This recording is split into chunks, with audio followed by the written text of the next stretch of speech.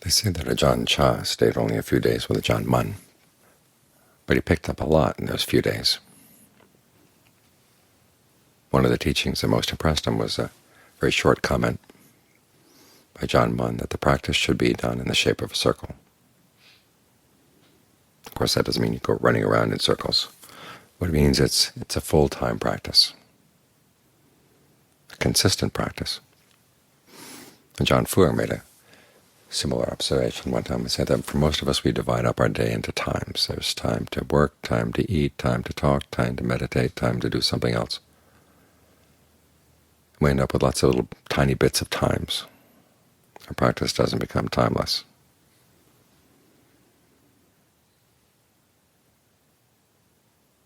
So we should be on 24/7. Even when we're working in the kitchen, when we're working out in the orchard, we're still here with our time to practice. Those are all times to practice. Staying with the breath while you're talking with other people, while you're doing other things, it's not impossible. It's that part of the mind that says, well, now I can take some time off. That's the part that's going to get you into trouble.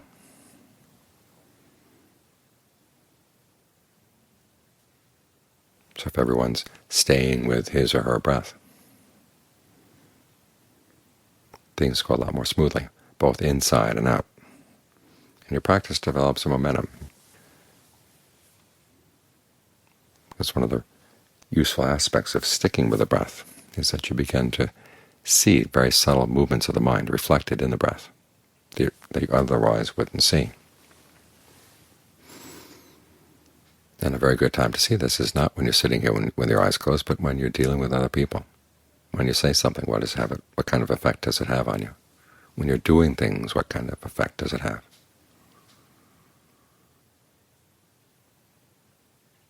It's interesting to compare the factors of the path of right speech and right action. With right action, all three of the principles: no killing, no stealing, no illicit sex, those are also precepts.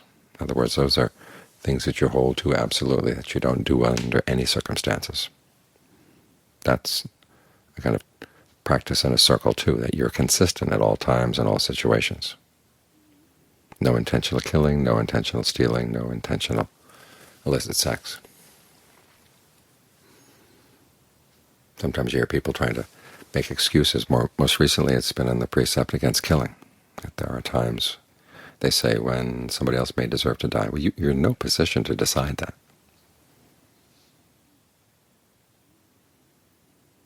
And if you decide that your times to kill are reasonable, well, other people are going to say, well, their times to kill are reasonable too.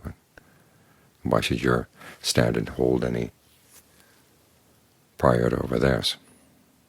It's a very naive kind of thinking. It opens up huge gaps. Like Ajahn Chah's image of the fence around the house. The fence really gives protection to the house only when it's all the way around. If you have a fence only in the front of the house but nothing in the back or the sides, thieves can come in, all kinds of animals can come in, everybody can come in because there's nothing to protect you. It's only when the fence is all around that you have protection. And it's that way with these precepts. With right speech it's different, because of the four types of wrong speech, only one is forbidden by the precepts, the one against lying. That's an absolute for several reasons. One, when you lie to someone, you're giving them false information, you're giving them wrong view. That can cause a lot of detriment. And if you're used to lying to other people, you start getting used to lying to yourself. So we have the precepts as no lying under any circumstances. The rules for the monks dealing with lying, the only exception is when you really don't intend to lie. You say something that's false and you didn't realize it was false.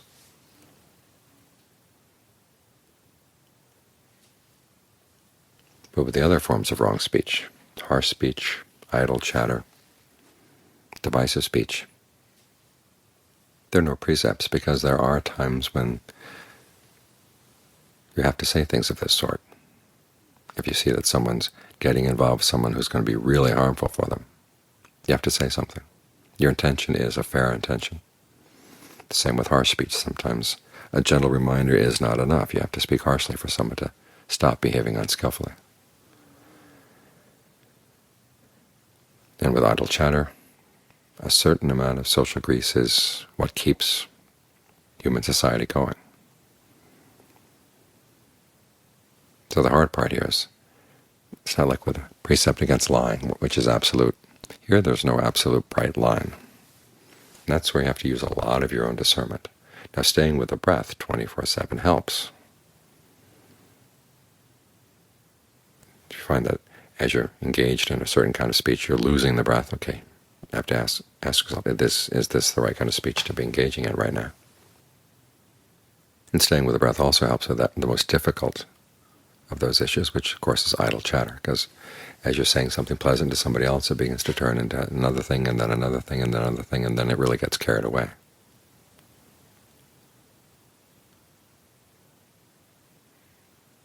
Whereas if you're staying with your breath, you can be clear about your intention. This is the problem with idle chatter, is that the intention is vague.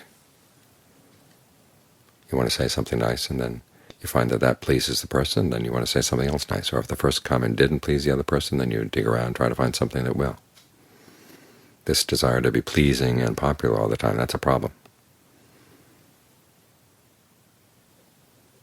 And John Fuhr once commented on he didn't trust people who wanted to be popular. I've told you the story before about the man he chose to be the treasurer of the monastery. He asked him, before he'd pretty much decided he was going to choose this man, but he wanted to make sure. So he asked him a question.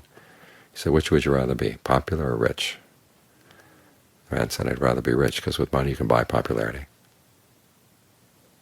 So John Fuhr took him. This kind of person who's always wanting to please other people. When you start doing things that have nothing to do with the precepts at all, you forget your precepts and out of your desire to please, and you lose sight of your own intentions.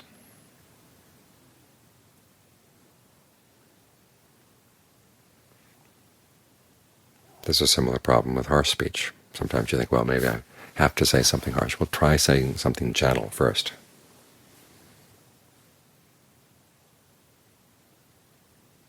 And only if that doesn't work a couple of times, then you might go to harsh speech. But you have to be very, very careful about these things. This is like a gate in the fence that sometimes you leave open, sometimes you leave closed. And for most of us, we just open it up and leave it open.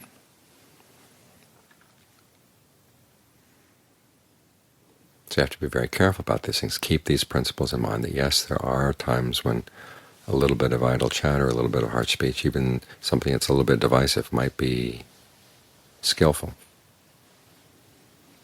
But you've got to have good reasons. And for most of us, if we're not practicing, or if we decided that this is time off from the practice, we forget about looking at our reasons or looking at our intentions. We should be on top of our intentions all the time. This is where the practice becomes a practice in the shape of a circle. This is how it becomes our fence to protect us.